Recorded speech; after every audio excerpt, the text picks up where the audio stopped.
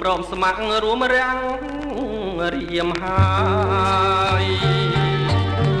រៀមសួរត្រាត្រាយថ្លាមថ្លៃចិន្តា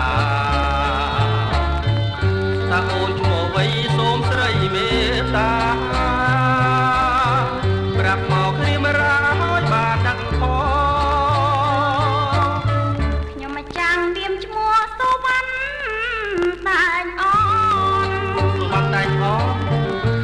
សូមមិនជួនឡើយណាព្រះអង្គសំណាស់ណាស្រនួលល្អ